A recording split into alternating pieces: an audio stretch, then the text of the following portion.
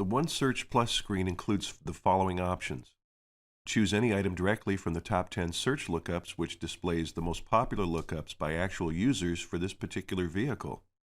Quick links provide fast access to tech service bulletins, common specs, driver-assisted ADAS information, trouble code index, wiring diagrams, component locations, and service manual.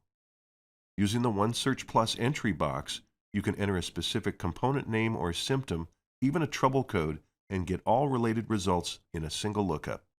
Using 1Search Plus to locate specific component information, we'll look up brake pads. As soon as a few letters are typed, a list of matching options is displayed to choose from, minimizing user typing and spelling effort. Click on one of these and the search results are displayed. Select brake pad from the results.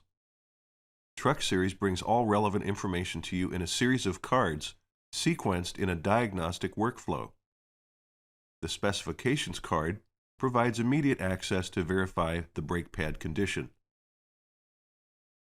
Testing displays any related procedures and tools required. Component location, in this instance, the adjuster and adapter exploded view. Component operation to review description and operation of the specific brake system. Wiring diagrams for brake systems. Diagrams will display related mechanical diagrams.